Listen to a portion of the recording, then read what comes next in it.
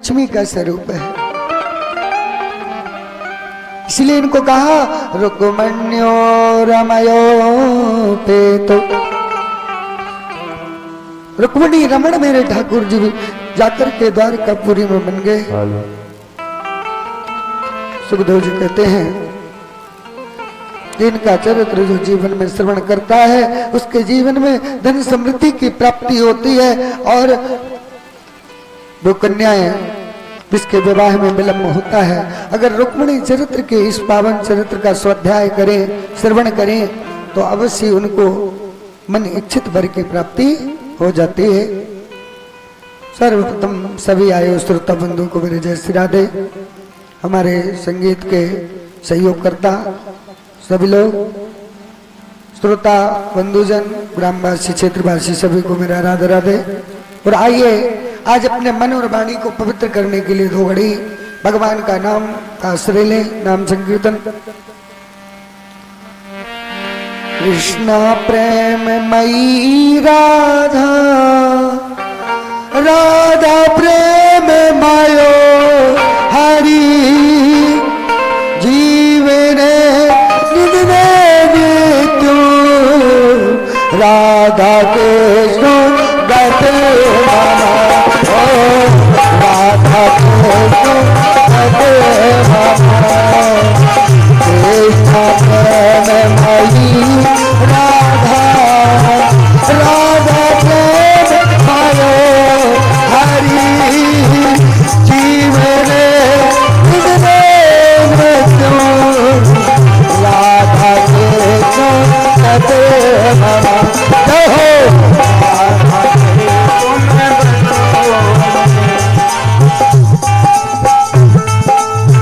कृष्ण प्रेम मयी राधा, राधा प्रेम मयो हरि, जीवन निधने नित्यो राधा कृष्ण गते मामा।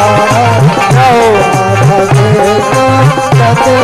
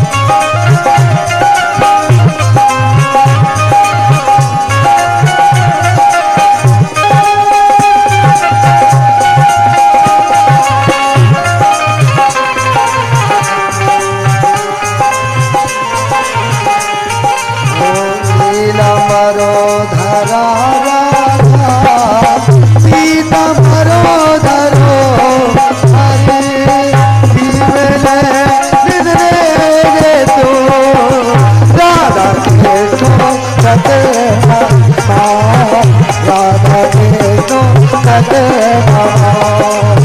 कृष्ण प्राणमयी राधा राधा प्राणमयो हरे जीवने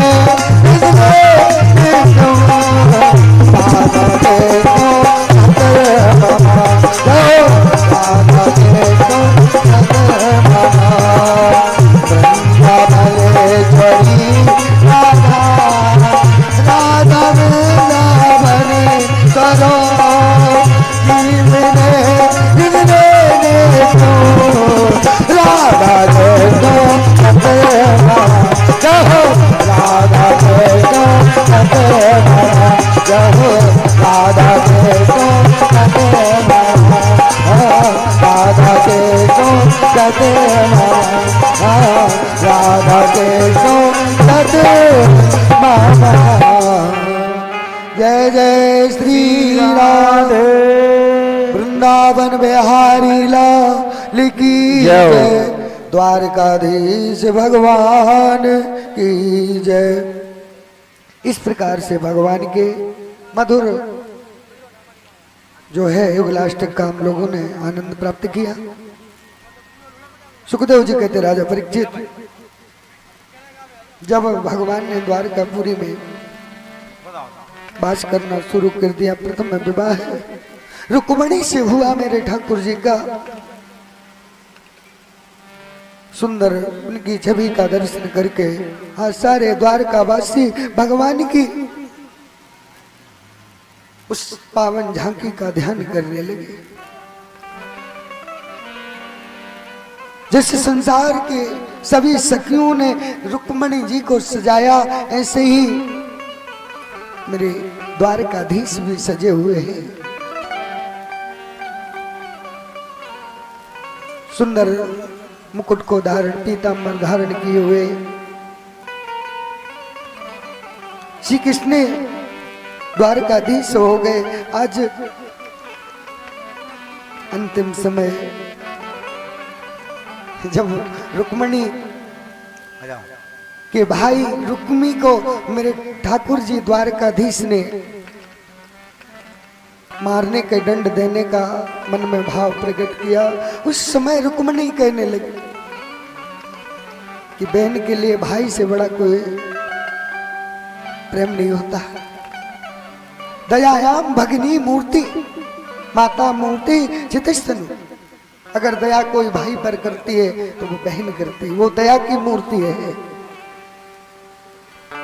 इतना तक उनने कहा है कि मेरा अग्रज बदा हुआ हे नाथ आपका चेहरा है, बूढ़े बाप की निशानी है, मारो मत भैया मेरा, बूढ़े बाप की निशानी है, मारो मत भैया मेरा है।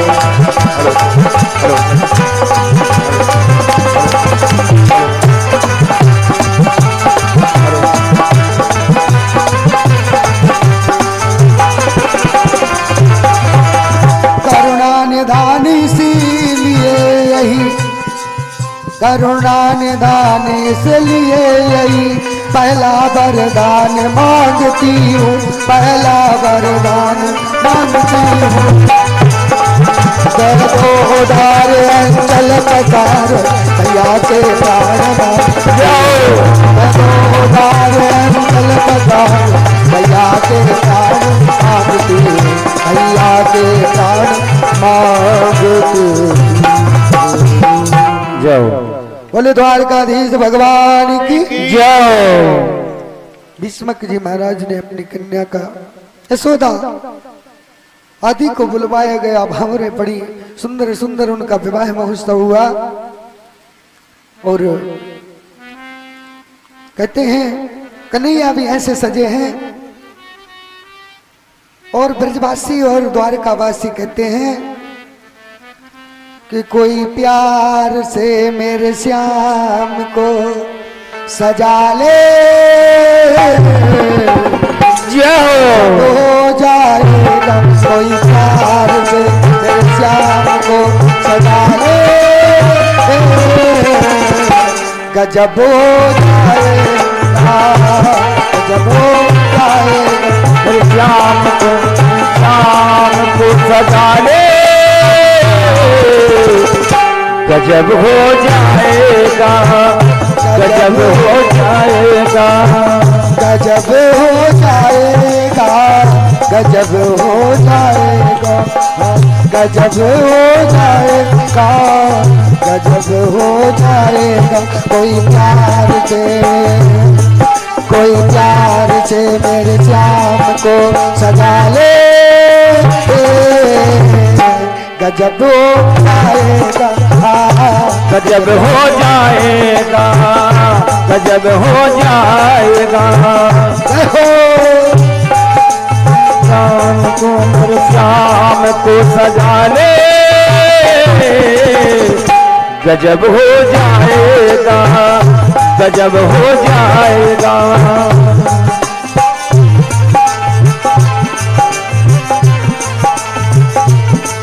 मेरे श्याम को सजा ले, गजब हो जाएगा, गजब हो जाएगा। एक विशेष सूचना, कृपाल सिंह बंदला जी एक दिन तेल के लिए यहाँ पर अपने द्वारा भंडारे में देने के लिए बोले थे। वो अपना सामग्री यहाँ पहुँचाए। श्री हरिराम पटेल 10 किलो शक्कर देने के लिए यहाँ बोल रखे थे, वो भी अपनी यहाँ पर पहुँचाए। अरविंद बुंदेला जी 10 किलो बेसन देने के लिए बोले थे, जो वो भी यहाँ पहुँचा दें, जिससे कि भंडारे का कार्यक्रम भी शुरू हो जाए।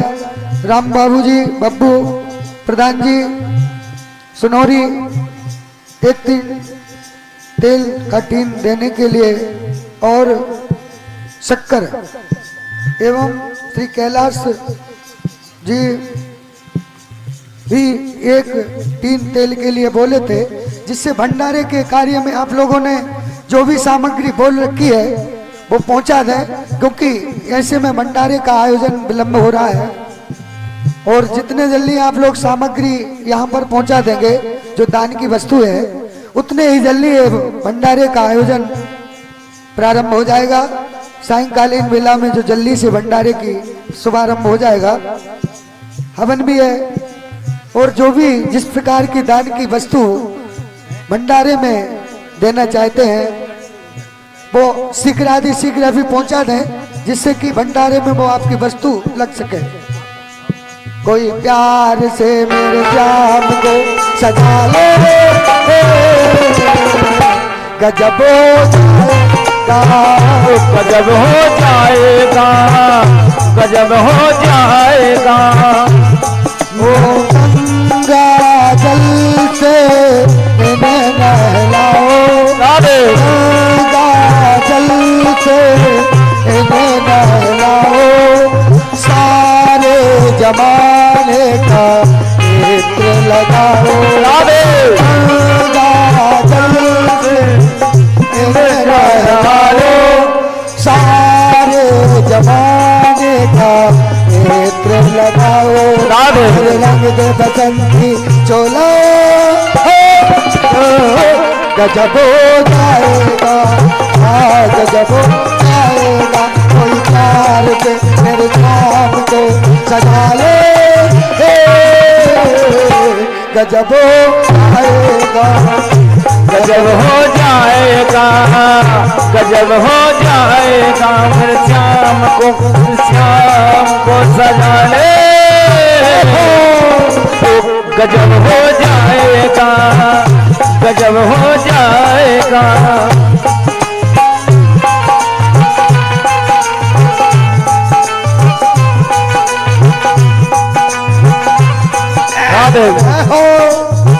जाओ कानों में उनके कुंडल सजाओ, कानों में उनके कुंडल सजाए, गलती माला पहनाओ, गलती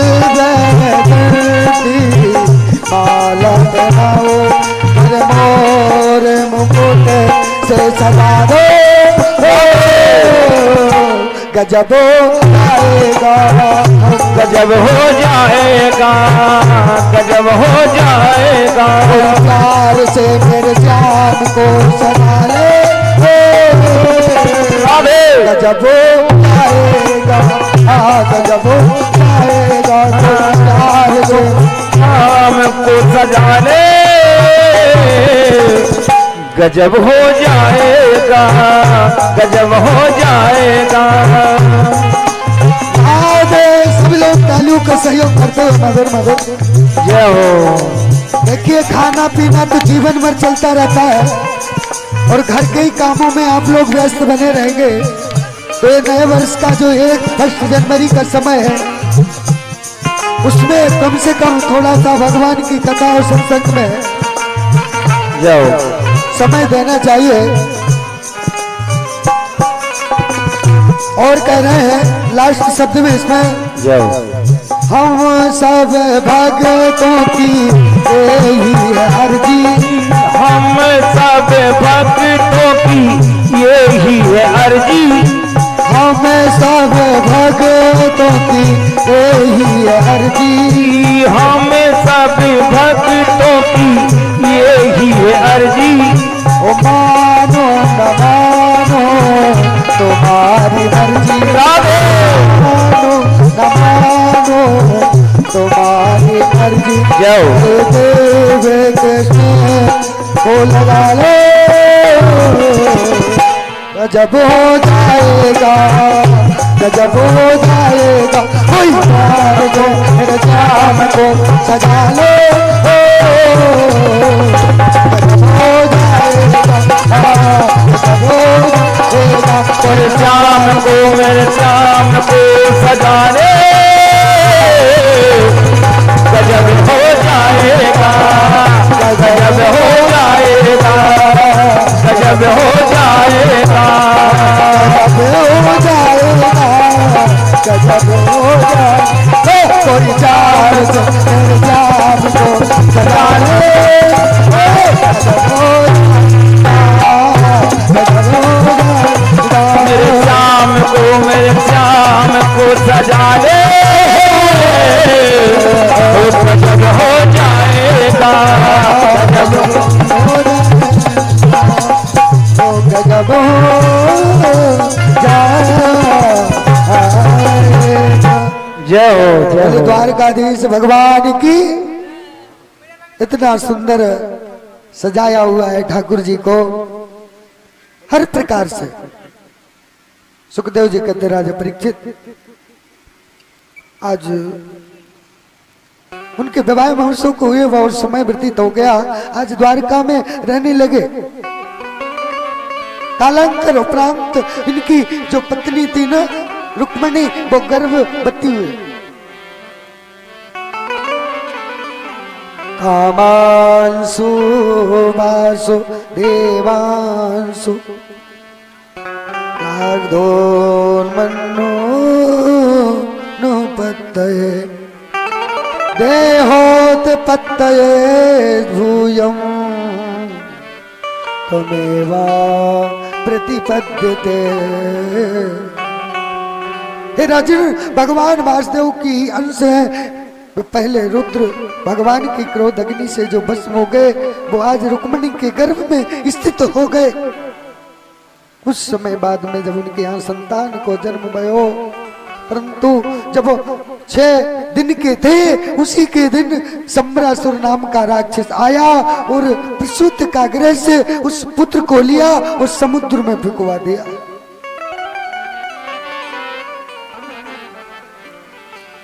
यही भाव भगवान विष्णु पुराण में दिया है कि षष्ठे ही जात मात्र तू तुम सूत काग्र ममे हंते मुनि हतवान काल संवर्षो सुर समुद्र में उस बालक को एक बड़ा मत्स्य निकल गया। वही मत्स्य एक मछुआरे के जाल में आके फंस गया। दिष्टाम तदुरम बालम हा मन्नते निवेदयन। उनकी जो पत्नी थी उसका नाम रति, और वो आज सम्रासुर की रसोई में एक दासी का काम करती है, नौकरी करने लगती है।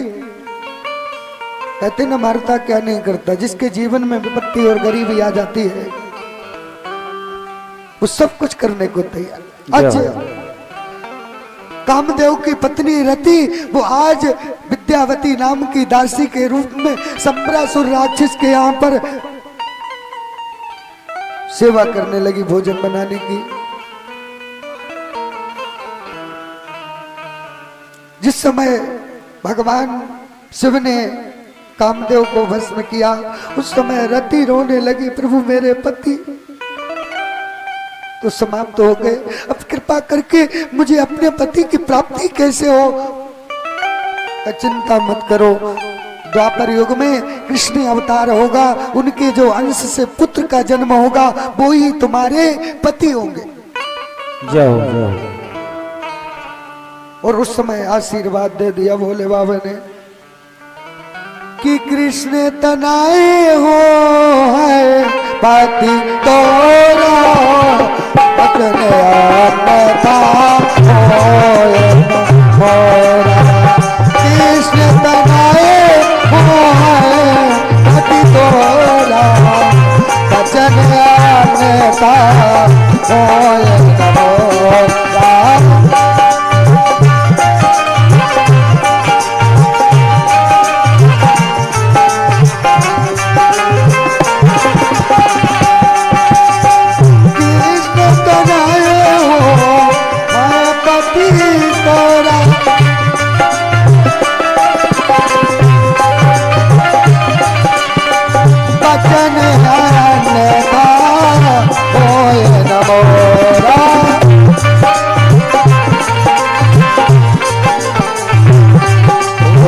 जब याद वर्ष कृष्ण अवतारा, जब याद वर्ष कृष्ण अवतारा, कृष्ण तनय है पति तोरा,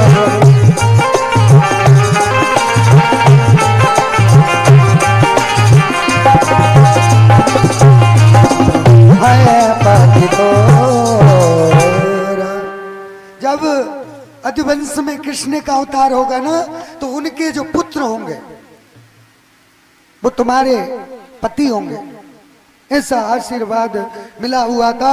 आज वो बहुत दिनों तक मत्स्य में पड़े रहे। उस मछली को पकड़ के जैसे ही मछुआरा लाया, जीवन की सबसे बड़ी मछली थी, जिसके घर में प्रद्युम्न पलता रहा। अब वो मछली लाया, सम्रासुर को प्रदान कर दी। सम्रासुर की रसोई में जाकर के जैसे उसको चीरा, तो उसमें से एक सुंदर दिव्य बालक प्रकट हो गए हो। अब तो सम्रासुर मोहित हो गया।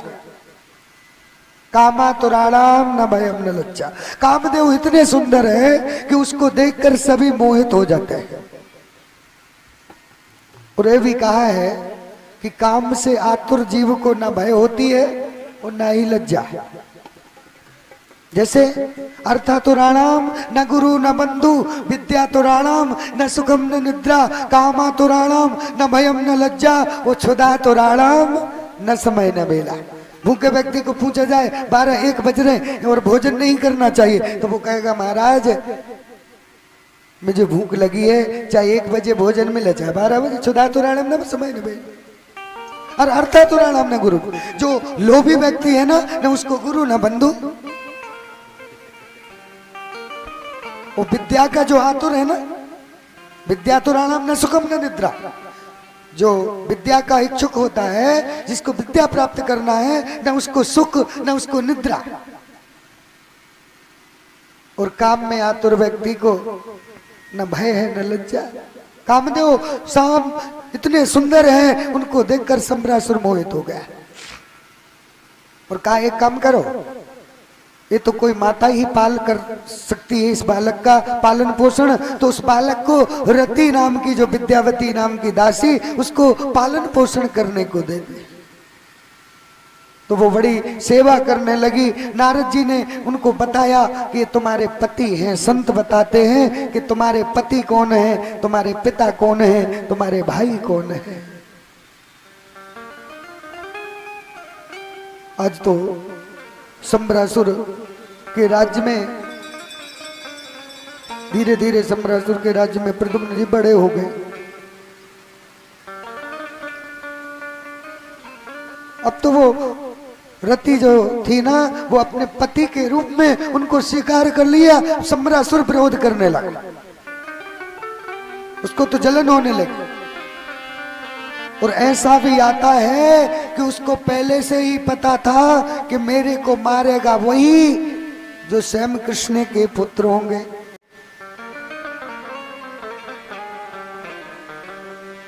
प्रद्युम्न सम्रासुर से भी अधिक माया और सम्मोहन को जानते थे। जिनके हाथ में तलवार किरीट दिया, तदंतर रति और कामदेव उससे युद्ध करने के लिए चल दिए और सम्रासुर का वध करके और प्रद्युम्न जी द्वारका की ओर चल दिए। दोनों बड़े सुंदर थे। देवताओं ने बड़ा पुष्पों की वृष्टि की। आज तो जैसे द्वारका के निकट पहुंचते जा रहे हैं तो लोग ये विचार कर रहे हैं कि लगता है द्वारका धीश और रुक्मणी आ रहे। क्यों? दोनों का एक सा ही स्वरूप था कि जहां के जैसे नदिया नाल वहां के वैसे भर का, ऊर्जा के जैसे मात पिता है, सुबह के वैसे लड़का। माता पिता का तत्व पुत्रों में होता है। मां पर पिता, पिता पर गो, ज्यादा नहीं तो थोड़ा थोड़ा। अगर संपूर्ण माता पिता के लक्षण रूप गुण नहीं होंगे तो थोड़ा थोड़ा तो जरूर कुछ ना कुछ। जैसे सुबह जूजू का भाई खड़ा हुआ था तो हमने देखा तो शकल से लगा कि शायद ये जूजू के ही या तो बेटा है या भाई। तो माता पिता की सी शकल पुत्रों में तो होती ही होती है, क्योंकि ज्यादा नहीं तो थोड़ी। तो ये कौन है? का द्वारकाधीश हैं और उन्हीं के पुत्र हैं, तो उन्हीं जैसे तो होंगे ही। तो कह रहे हैं कि बहुत याद करते हैं तुमको कन्हैया,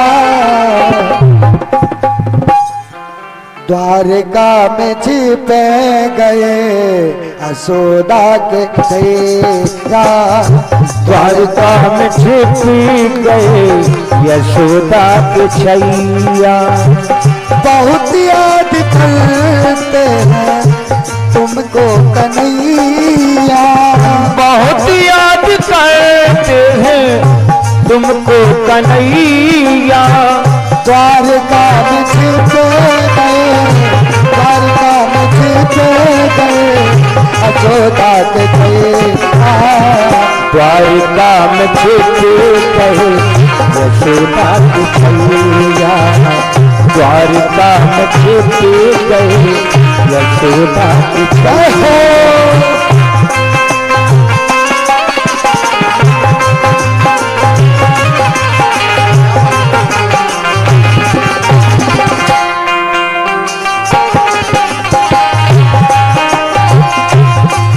और कहा याद में रोती है गोपी बिचारी, याद में रोती याद किनारी, याद में रोती है गोपी बिचारी, याद में रोती है बहुत ये बेचारी।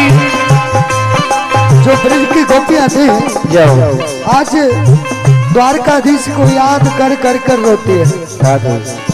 वो याद में रोती है गोपी बिचारी, याद में रोती है गोपी बिचारी, आंसू बहाती आंसू बहाती है यशोदा जी मैया, बहुत याद करते हैं तुमको कन्हैया, बहुत याद करते हैं तुमको कन्हैया, बहुत याद करते हैं, बहुत याद करते हैं तुमको कन्हैया, कहाँ छिप गए हो प्यारे कन्हैया, द्वारिका में छिपे गए यशोदा के छैया, द्वारिका में छिप गए हो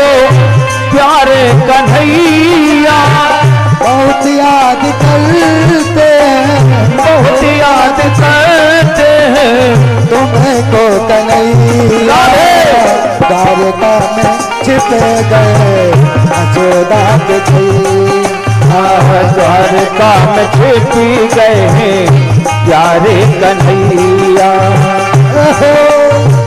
द्वारका में छिप गए हैं प्यारे कन्हैया, द्वारका में छिप गए यशोदा के छैया। जय हो, बोले द्वारकाधीश भगवान की जय हो, जय जय श्री श्री राधे श्याम। द्वारका में जाकर के वास करने लगे प्रद्युम्न, और जो रति पहुंची मैया रुक्मणी ने बहुत खुशी हुई जब द्वारकाधीश रुक्मणी को दोनों ने प्रणाम किया जाकर के, तो आंखों से आंसू बहने लगे। अब बेटे प्रद्युम्न, तुम्हारी बाल अवस्था के सुख को मैंने प्राप्त नहीं किया, आज तुम्हें देख करके मैं बहुत खुश हूं। ब्राह्मणों को बुलाया, ब्राह्मणों से नांदी श्राद्ध कराया, ब्राह्मणों से आशीर्वाद दिलाया, हमारे बेटा बहू के लिए खूब आशीर्वाद दियो जिससे कि संपन्न रहे, प्रसन्न रहे। सारा द्वारकापुरी आज आनंद से उमड़ पड़ा।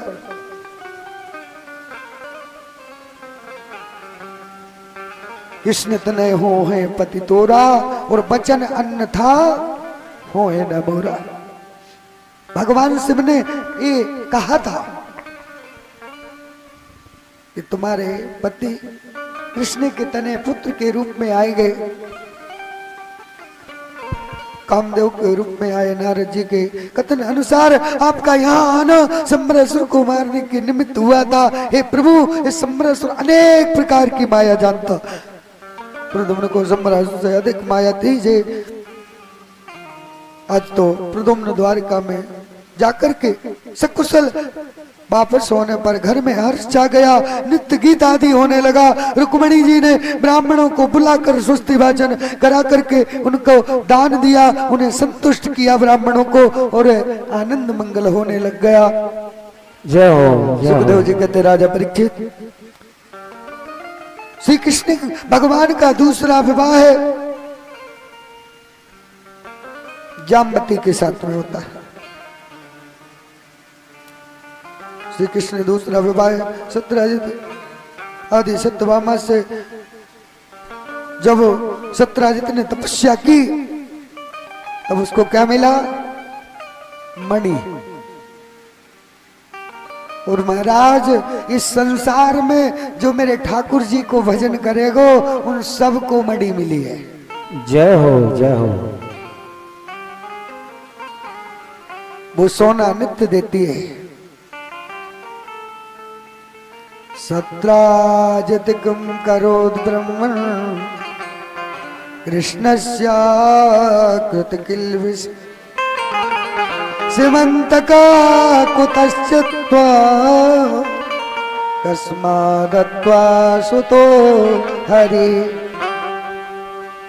सत्राजित ने सूर्य नारायण की उपासना की, भक्ति की, आराधना की।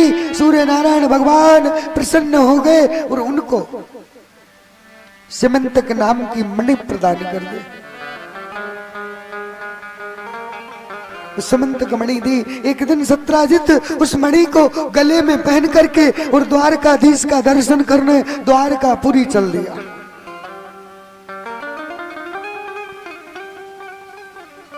वहां ऐसे लगने लगा कि द्वितीय भास्करम, दूसरा सूर्य कहां से आ गया जो आज द्वारकाधीश के दर्शन करने के लिए यहाँ पर आ रहे हैं। मुझे लगता है कि सूर्य नारायण स्वामी कृष्ण द्वारकाधीश के दर्शन करने आ रहे हैं।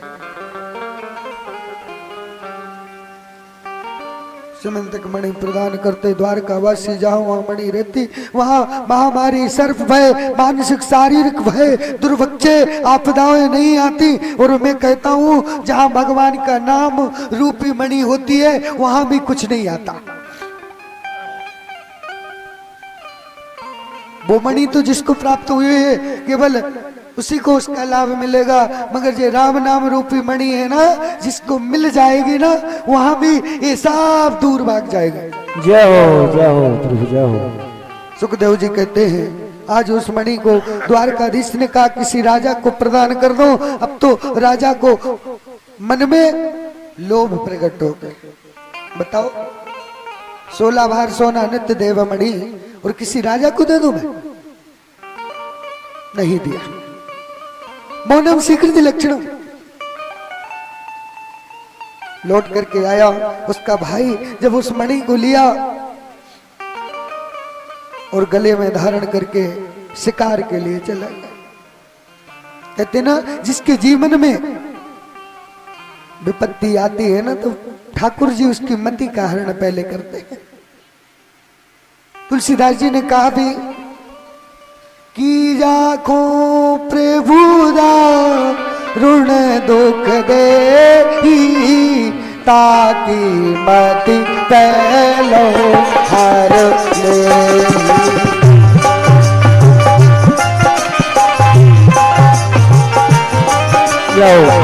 ताकि मति पहले हर लेती। को सुख दुख कर दाता निज कृत कर्म भोग सब दाता।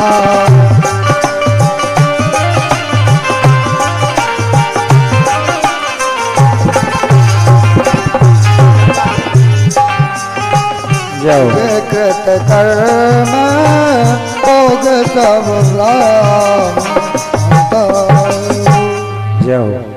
आज वन में गया था दूसरे को मारने के लिए और स्वयं दूसरे का शिकार बन गया। जो दूसरे को कष्ट देने के लिए जाता है सबसे पहले उसी के जीवन में कष्ट आता है। जो दूसरे का बुरा करता है उसका पहले हो जाता है। जो मुंह को काटे वह मैं बाको वो फूल, और हमको फूल के फूल है, बाको है त्रिशूल। इसलिए किसी के लिए अहित नहीं करना चाहिए। अच्छा ना बने तो बुरा भी मत करो। जय हो। बने तो किसी का अच्छा करो जीवन में, ना बने तो ना अच्छा करो ना बुरा करो, कोई मतलब मत रखो। मगर मैं कहता हूं ना कि कांटे स्वयं तो नष्ट होते ही हैं मगर दूसरों को भी कष्ट दे देते हैं। वो दूसरों को भी कष्ट देना चाहते हैं। कांटों की ऐसी उत्पत्ति हुई है। कांटे कभी किसी को सुख नहीं दे सकते। दे सकते हैं? ऐसे कुछ जीव हैं जो कि स्वयं तो कांटे हैं ही मगर औरों को भी कष्ट देना चाहते हैं। अरे किसी के लिए अगर फूल नहीं बन सकते तो कांटे भी मत बनो। क्यों कि अगर हम किसी के लिए कांटे बनेंगे ना तो वो कांटे हम ही को मिलेंगे, उसको नहीं। सुखदेव जी कहते राजा परीक्षित आज उस मणि को लेकर के और प्रसेन गया है वन में शिकार के लिए। वो गया था शिकार करने के लिए और स्वयं शिकार बन गया। सिंह ने आकर उसी का शिकार कर दिया। इसलिए कभी कभी क्या होता है ना कि जो दूसरे के लिए जाल फेंकता है कभी न कभी वो अपने जाल में उसमें फंस जाता है। जय हो जय हो। आपने मकड़ी को देखा होगा कि वो दूसरों को फंसाने के लिए जाल फैलाती है और एक दिन ऐसा आता है कि उसी में फंस के स्वयं मर जाती है। जय हो गुरुदेव जय हो। तो इसलिए कुछ जीव मकड़ी के समान है और कुछ भौरे के समान है। भौरा कैसा होता है? कब वो पुष्पों की सुगंध तो लेते हैं मगर किसी जाल में नहीं फंसते।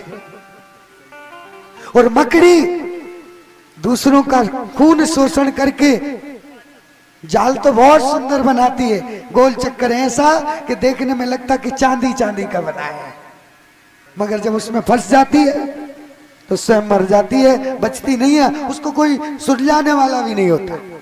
तो ऐसे जीव भी है कि वो मकड़ी जैसे खुद जाल में फंसते हैं, उन्हें पता नहीं है कि हम फंस जाएंगे तो कोई नहीं निकालेगा। भौरा तो फूल का सुगंध लेकर के उड़ जाता है, मगर मकड़ी की दुर्घटना बहुत घटित होती है। तो आज ये मारने तो दूसरे को गया मगर स्वयं ही शिकार बन गया। सिंह ने इसको घोड़े सहित शिकार कर लिया। अब सिंह समझ रहा था कि मेरे से ज्यादा कोई बलवान नहीं है, मैं तो जंगल का राजा हूं। वो लेकर मणि जा रहा था कि इतने में उससे भी बलवान आ गया। ऋक्षराज आया और सिंह का भी शिकार कर दिया। अब तो वो मणि लेकर के जो अपनी गुफा में चला गया। तो महाराज जो इसमें परिश्रम करेगा, संघर्ष करेगा भजन में ना महाराज, उसको मणि तो कैसे न कैसे मिल ही जाएगी। मगर जो चाहेगा कि हम दूसरे के शिकार करके मणि ले लूं तो नहीं मिलेगी। वरदान था इसको।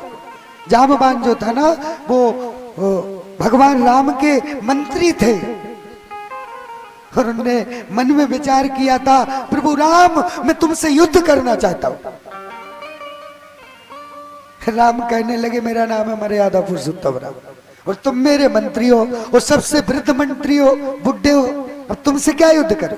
अगर तुमसे युद्ध में करने लग जाऊं तो मेरी मर्यादा भंग हो जाएगी, इसलिए अभी नहीं, मैं द्वापर युग में आऊंगा, तुमसे युद्ध करूंगा जरूर, तुम्हारी कामना को मैं पूर्ण कर दूंगा। आज वो ऋक्षराज जामवान आए जामवंत बनकर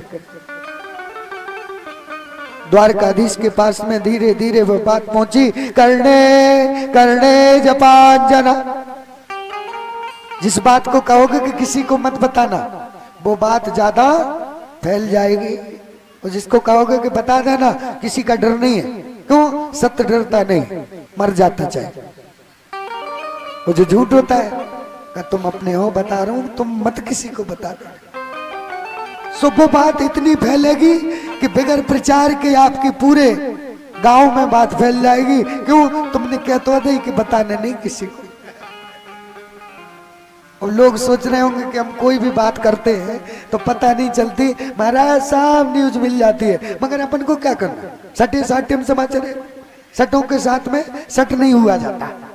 जाओ जाओ भाई अपन तो भक्ति करने वाले ब्राह्मण लोग हैं, ज्ञानी विद्वान लोग हैं, इसलिए सटों को जो करना वो करते रहे, बाकी ज्ञानी लोग अपना कर रहे वो करते रहे। भगवान की कथा करना है,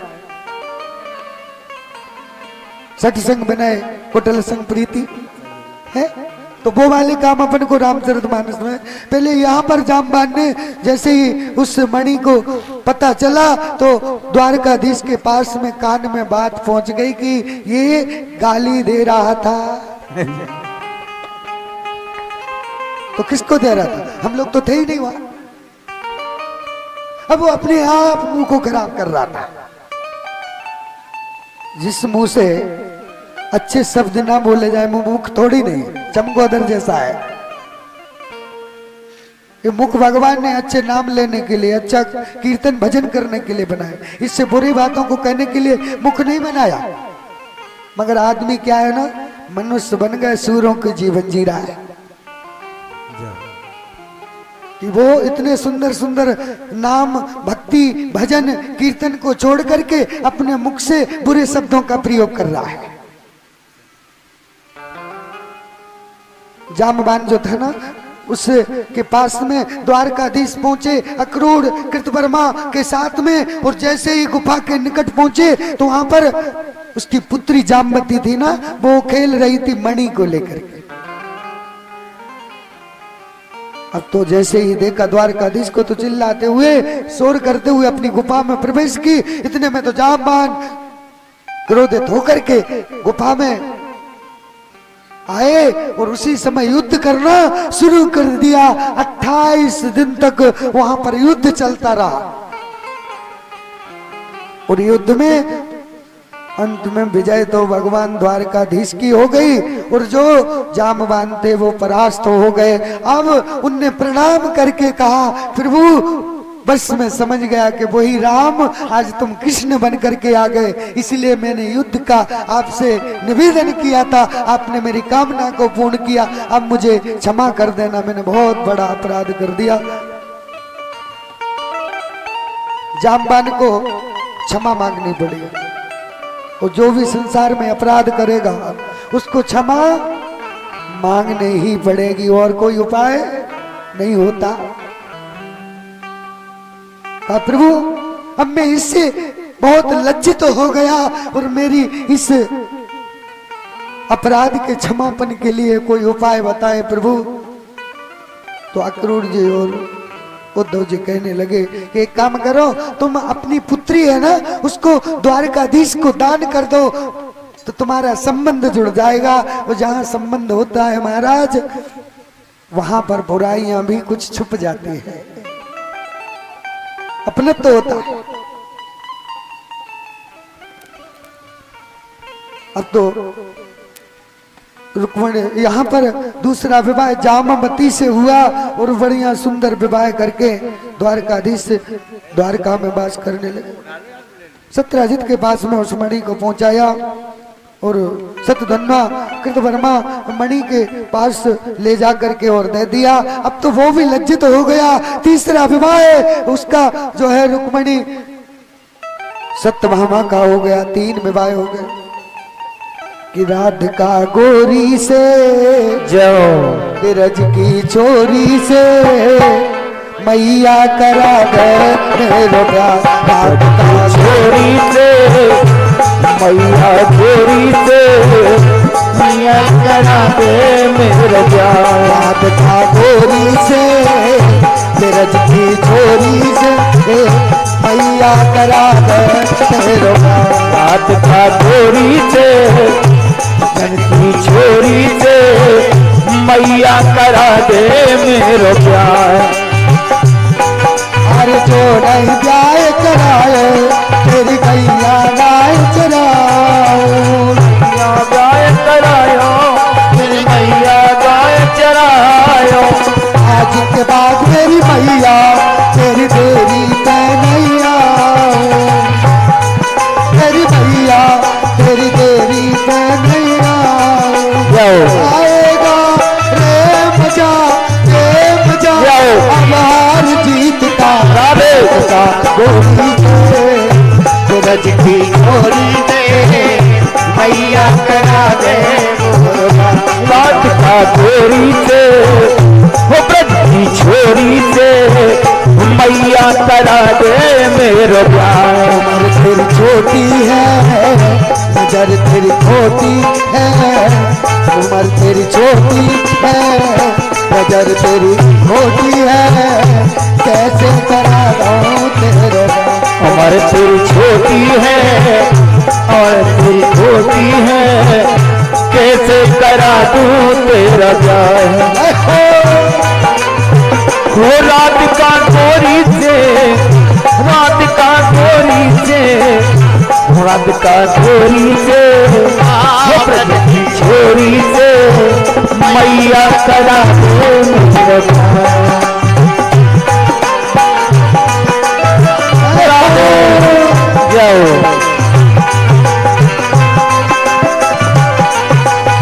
और कह रहे हैं कन्हैया कन्हैया। अरे चंदन की चोटी पे मैया तुझको बैठाऊं। चंदन की चौकी पे मैया तुझको बैठाऊं। चंदन की चौकी पे मैया तुझको बैठाऊं, चंदन की चौकी पे मैया तुमको बैठाऊं, अपना राधा गोरी से मैं चरण तेरे दबाऊं, अपनी राधा गोरी से चरण तेरे करवाऊं, भोजन में करवाऊंगा करवाऊंगा अपन प्रकार पे का गोरी से रज की छोरी से मैया करा दे मेरे रात का गोरी से ब्रज की छोरी से मैया करा दे मेरे प्यार राधे।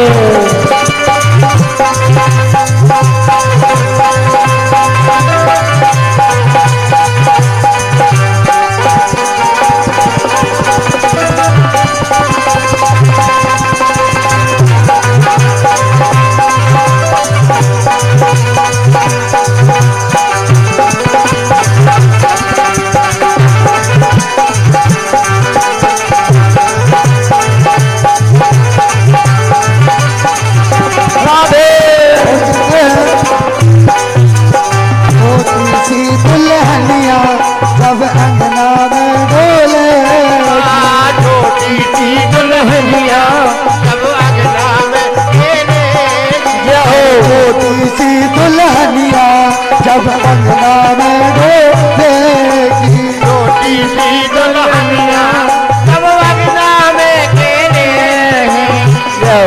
सामने मैया वो घूंघट ना खोलेगी, सामने मैया वो घूंघट ना ओ दाऊ से ताको ताको बैठे द्वार पर रात का गोरी से सूरज की छोरी से मैया करा दे रात का गोरी से ब्रज की छोरी से मैया करा दे मेरे प्यार, रात का गोरी से ब्रज की छोरी से मैया करा दे मेरे प्यार।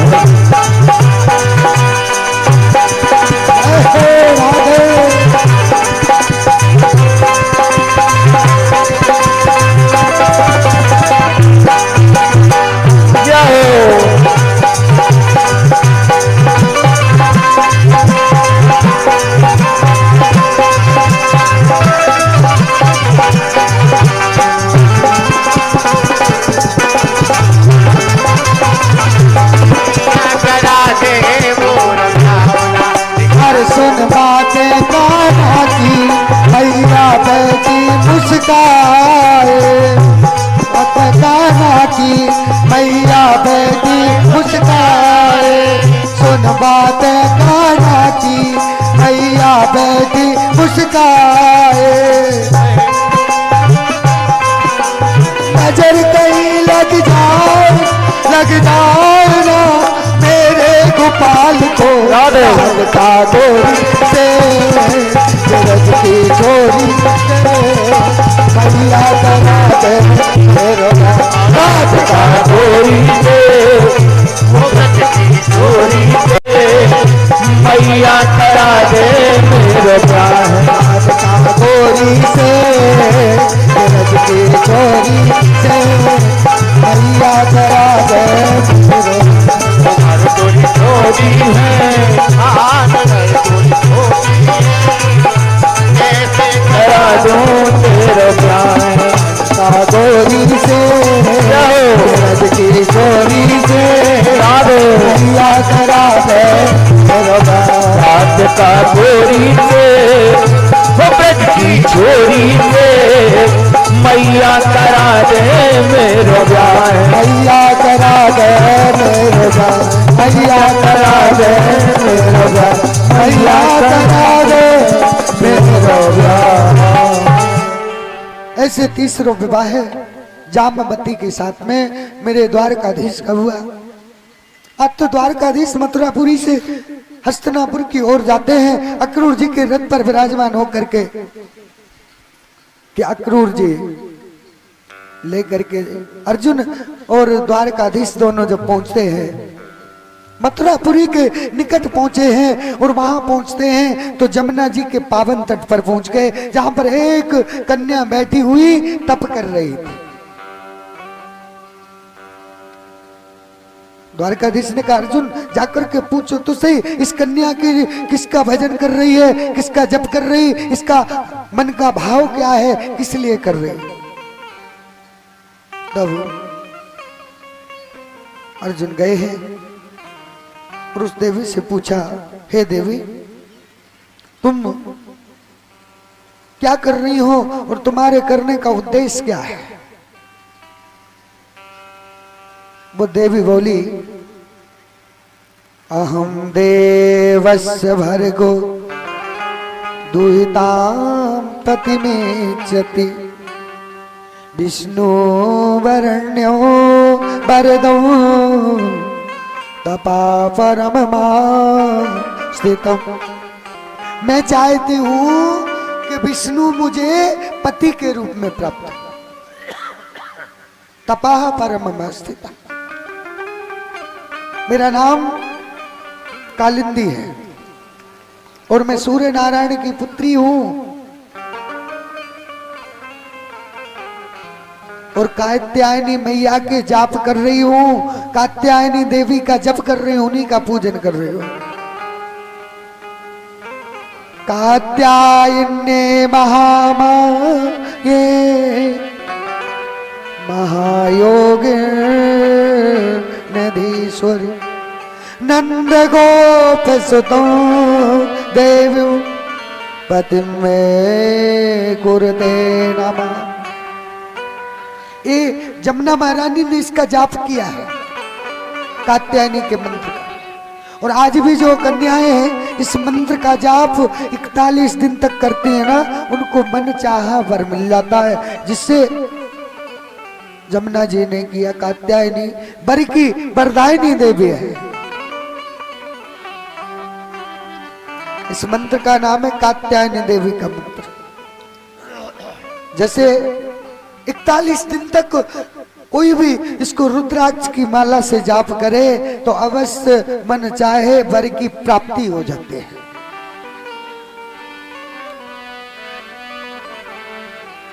आज कालिंदी को अपने रथ में बैठाया और ले जाकर के द्वारकापुरी में चौथा विवाह कालिंदी के साथ में हुआ। पांचवा विवाह ठाकुर जी का अनर्थ देश उज्जैन के राजा बिंदा के साथ में, बिंदा माने जो बिंदा किसका नाम है, तुलसी महारानी, तुलसी देवी के साथ में पांचवा विवाह। छठवां सत्या के साथ में, सातवां भद्रा के साथ में और आठवां लक्ष्मणा के साथ में भगवान ने 8 विवाह किए। अब तो भगवान के 8 विवाह हो गए।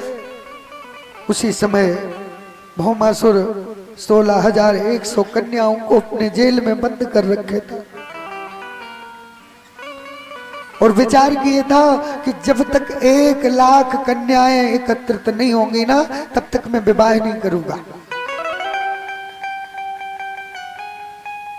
और राजा महाराजाओं की कन्याओं को जीत जीत करके लाता और अपने बंदी गृह में बंद करता जाता।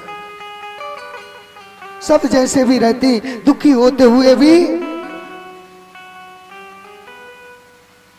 मगर कर क्या सकते हैं, राजा का कुछ कोई नहीं कर सकता। राजा अपनी मर्जी से। एक दिन भगवान द्वारकाधीश गए भौमासुर के पास, भौमासुर को समझाया। दुष्ट कभी समझाने से नहीं मानता और कहा भी कि उपदेशो ही मूर्खाणाम, मूर्ख को उपदेश दो तो उसका और क्रोध बढ़ता है। जैसे सर्प को दूध पिलाने से वो अमृत नहीं बना सकता, है ना? उपदेशो ही मूर्खाणाम प्रकोपाय चसांधय पयापानो भुजंगानाम केवलम विस्वर्धन। जैसे सर्प को दूध पिलाओ और अपेक्षा रखो कि वो अमृत बना देगा, नहीं बना सकता। ऐसे मूर्ख को ज्ञान देने से सुधार की अपेक्षा रखो, ये कदापि नहीं हो सकता। इसलिए उसका और कोप बढ़ता है। आज भौमासुर को समझाया जा रहा है, मगर पिता की माता की बात कोई को मानने को तैयार ही नहीं है। भूमि देवी से कहा तुम अपने पुत्र को समझा लो। उसी समय किसी की बात नहीं मान रहा, तो द्वारकाधीश ने आवेश में आकर के और उस भौमासुर का उद्धार किया। देवता प्रसन्न हो गए, जय जयकार करने लगे, बोले द्वारकाधीश भगवान की जय। कि पार करेंगे नैया भज कृष्ण कन्हैया, पार करेंगे नैया भज कृष्ण कन्हैया।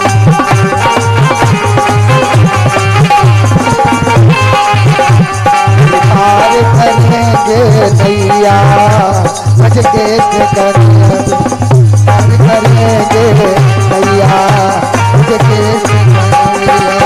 अर्जुन के रथा पधारे, वसुधा के प्राणों के तारे, अर्जुन के रथा पधारे, यशोदा के प्राण के तारे। अरे ओ मन हर मुरली बजैया भज कृष्ण कन्हैया, मन हर मुरली बजैया भज कृष्ण कन्हैया। पार करेंगे नैया भज कृष्ण कन्हैया।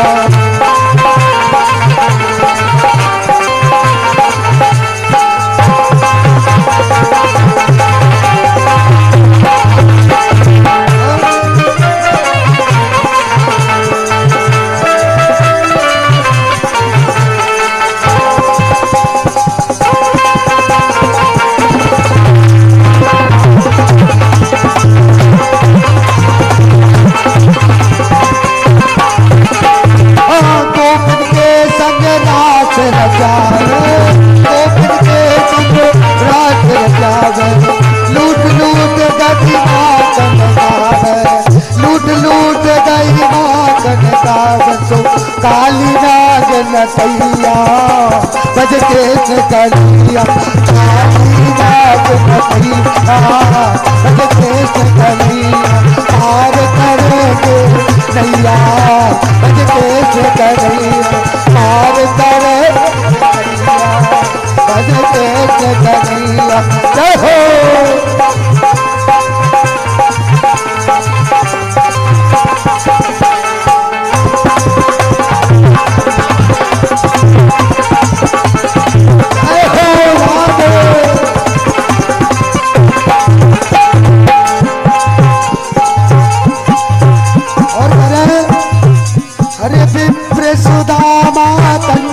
लाए बड़े प्रेम से भोग लगाए ओ बेप्र सुदामा तंडुल लाए बड़े प्रेम से भोग लगाए करके देखो करके भैया भैया भैया मुझे कैसे करी हो पार करेंगे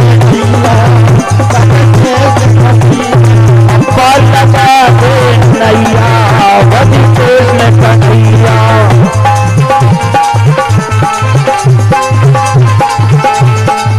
पार लगा दे नैया भज कृष्ण कन्हैया। पार करेंगे नैया पार लगा दे नैया भज कृष्ण कन्हैया। मीरा के प्रभु के नगर नागर ओ मीरा के प्रभु के नगर नागर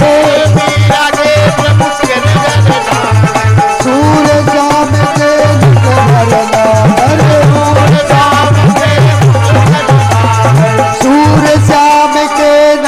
नटवर नागर श्याम के नटवर नागर घट घट घट घट बात कर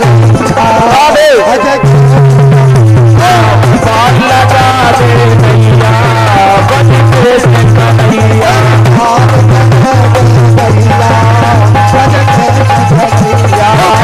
लगा दे नैया बन कृष्ण कन्हैया पार लगा दे नैया बन कृष्ण कन्हैया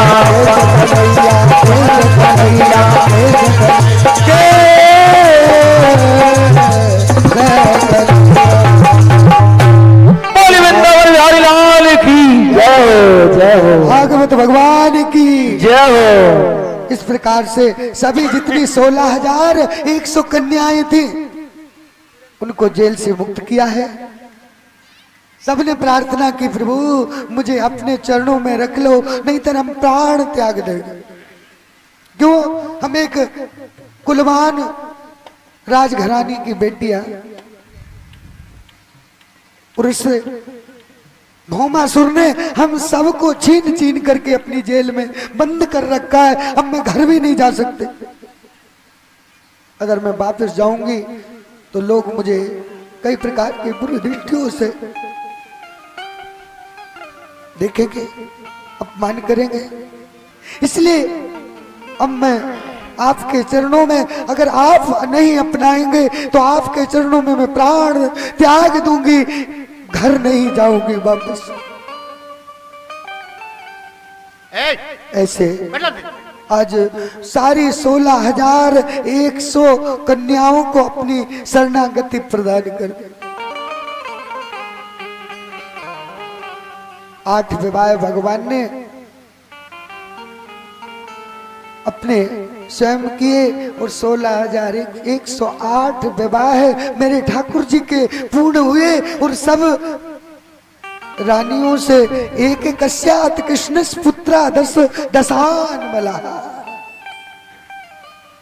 आज हर पटरानी से 10-10 पुत्रों की प्राप्ति और एक पुत्री हुई।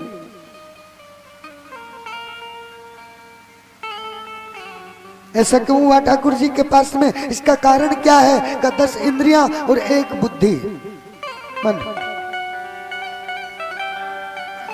ठाकुर जी ने अपने एक पटरानी से 10-10 पुत्र मजीज नत, एक पटरानी के 10 पुत्र हैं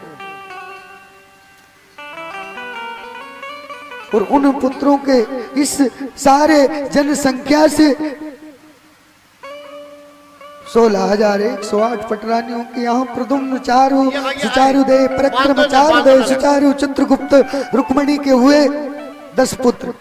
सत्यभामा के भानु सुभानु सुरभानु प्रभानु भानुमान चंद्रभानु बृहदभानु अतिभानु श्रीमान प्रतिभानु, ये 10 पुत्र महाराज यहाँ पर हुए हैं।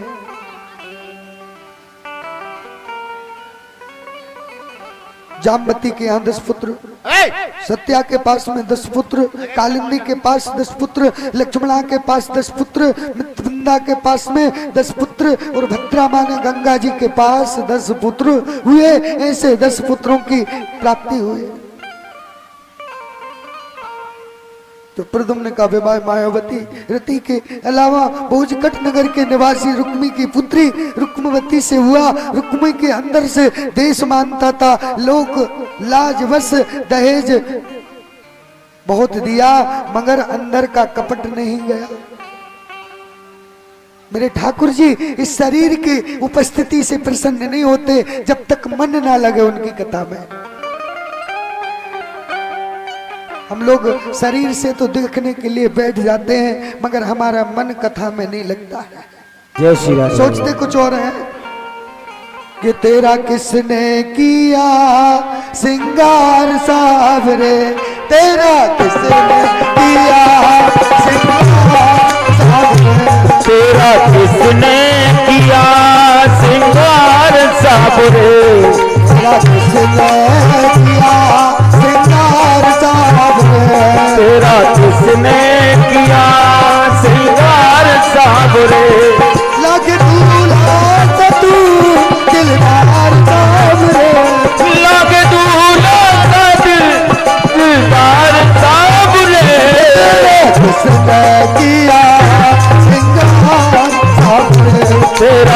किसने किया श्रृंगार सावरे। हरे मस्तक पर मलया गिर चंदन के सर तिलक लगाया, मस्तक पर मलया गिर चंदन के सर तिलक लगाया। मोर मुकुट कानों में कुंडल इत्र बहुत बरसाया, मोर मुकुट कानों में कुंडल इत्र खूब बरसाया।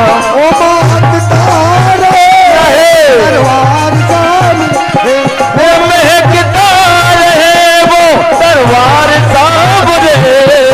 किसने किया श्रृंगार सावरे, किसने किया श्रृंगार सावरे। किसने किया श्रृंगार सावरे, तेरा किसने किया श्रृंगार सावरे। सभी लोग मधुर मधुर तालियों का सहयोग करते हुए राधे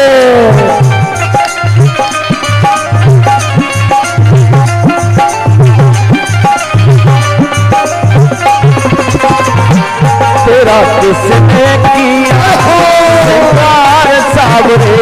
तेरा किसने किया श्रृंगार सावरे।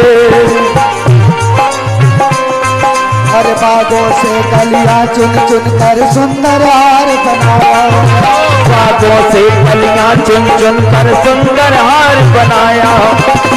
बागों से कलियां चुन चुन कर सुंदर हार बनाया, बागों से कलियां चुन चुन कर सुंदर हार बनाया। और है सलामत हाथ सदा को किसने तुझे सजाया, रहे सलामत हाथ सदा वो किसने तुम्हें सजाया। ओ सजाता रे सबरे, ये सजाता रहे वो हर बार सावरे। किसने किया तेरा किसने किया श्रृंगार सावरे।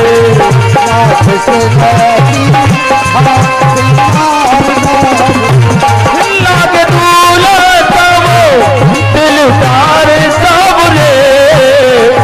वो तेरा किसने किया श्रृंगार सावरे। तेरा किसने किया श्रृंगार सावरे।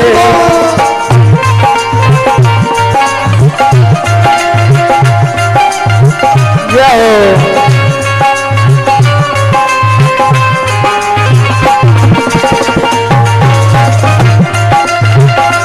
तालियों का मधुर मधुर सहयोग करते हुए, जय क्योंकि आज 1 जनवरी 2023 का पावन समय है, खूब आनंदमय तथा आनंदमय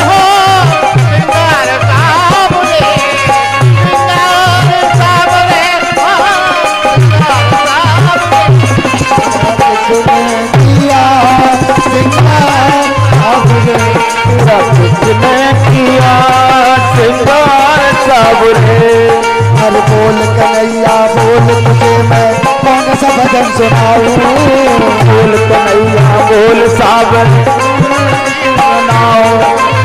बोल कन्हैया बोल तुझे मैं कौन सा भजन सुनाऊं, बोल सावर बोल कन्हैया कौन सा गीत सुनाओ।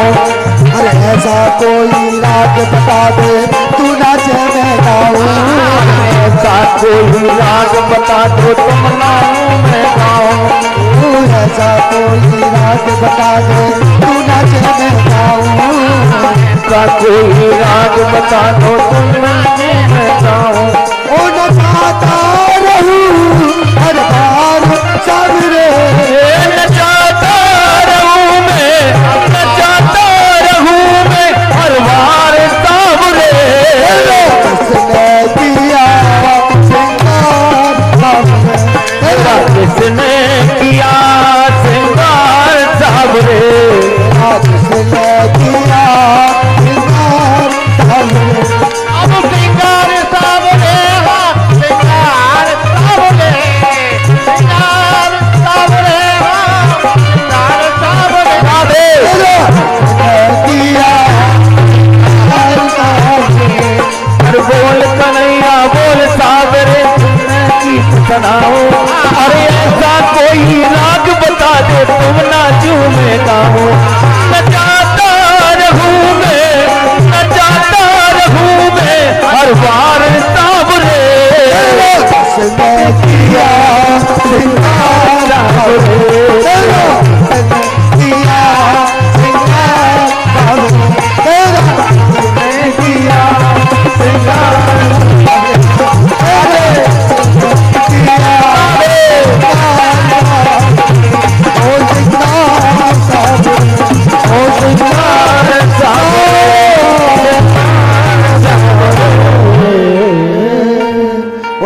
द्वारकाधीश भगवान की जय। जय जय श्री राधे श्याम। इस प्रकार से भगवान द्वारकाधीश ने रुक्मी के यहाँ जाकर के रुक्मी से युद्ध किया। वहां जाकर के रुक्मी विरोध करने लगे। आज भगवान श्री कृष्ण को नीचे दिखाने के लिए द्वारकाधीश को नीचा दिखाना चाहता है कृष्ण और बलराम दोनों को। उस समय वहां पर बलराम कृष्ण ने दोनों ने मिलकर के वहां पर चौपर खेलना शुरू कर दिया। विवाह के पश्चात जुए का आयोजन किया। बलराम जी ने पासे डालने जानते थे। कुछ दाव रुक्मी जीत गया, तब रुक्मी और उसका मित्र हंसने लगा। बलराम जीते तब बेईमानी कर दी। और जब रुक्मी जीत गया उस समय जुए खेलना, बलराम ने क्रोध करके रुक्मी को गदा से मार दिया। कल के राजा मित्र के दांत तोड़ दिए। कृष्ण रोचना को लेकर के आ गए। सुखदेव जी कहते राजा परीक्षित, बाणस्य तदुमृतमो यस्मुपेयो च यदुत्तम तत्र युद्धमबुद्घोरम हरिशंकरो महत्। महायोगिन बाण की कन्या उषा के साथ अनुरुद्ध का विवाह कैसे हुआ, उसमें श्री कृष्ण और शंकर जी को जो महान युद्ध का हुआ वह आका ने कृपा करके मुझे सुनाइए। मुझे सुनने की इच्छा है कि वो मैं सुनूं। अपने 1000 हाथ में बात बजाने के लिए इन शंकर भगवान को प्रसन्न करने को उसने 1000 हाथ मांगे। वानर सुनने कहा कि मेरे नगर की रक्षा करते हुए रहे। शिव जी को भी स्थित कर दिया। एक दिन शंकर जी से कहने लगा, हे प्रभु आपने मुझे 1000 हाथ तो दे दिए मगर युद्ध करने को कोई है नहीं। मुझे युद्ध करने वाला बताइए, किसी से मैं युद्ध कर सकूं। तब तो उसके घमंड चूर करने के लिए योद्धा वहीं आ जाएंगे। बाणासुर प्रतीक्षा करने लगा कि कब आएगा मेरे से युद्ध करने वाला कोई। प्रतीक्षा कर रहा है बाणासुर। क्यों? सहस्र बाहु सम परी लड़ाई, जिसके पास में 1000 बाहु। आज तस्यो नामं दुहितम् स्वप्ने प्रदुमनना रतिं कन्या लभते कान्तेन प्रेग्दीष्ट्वा निसृते न च। आज उसकी पुत्री उषा ने अनुरुद्ध के साथ जो कानों से सुना और देखा तो उनके साथ सुख का अनुभव करने का विचार किया। और कहने लगी कि ये मैंने सपने में रात्रि में एक राजकुमार को देख लिया। देखिए काम और मोह होना, जब एक सपने में देखने वाले उस राजकुमार के प्रति मोहित हो गई चित्रलेखा। उषा कहने लगी मैंने इस राजकुमार को देखा है। चित्रलेखा को बुला करके सारे चित्र बनाए, त्रेता युग के, सतयुग के अवतारों के सारे चित्र बनाए, मगर उसमें मेरे उषा के पसंद का राजकुमार कोई नहीं था। द्वापर युग के भगवान श्री कृष्ण, बलराम, अनुरुद्ध, सांब इत्यादि के जब चित्र बनाए हैं तो कहने लगे बस इसी राजकुमार को मैंने देखा।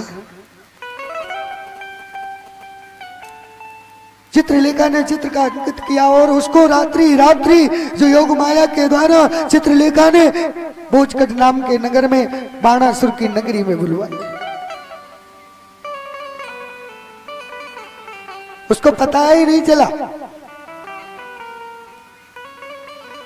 प्रातः काल जब बाणासुर को पता चला तो उसने सारे नगर को चारों तरफ से गिरवा लिया और अनिरुद्ध को मारने की तैयारी होने लगी। उसी समय द्वारकाधीश बलराम जी दोनों जाकर के अपने पुत्र को ढूंढने के लिए गए हैं। वहां घोर संग्राम होने लगा। अहम ब्रह्मादि विबुधो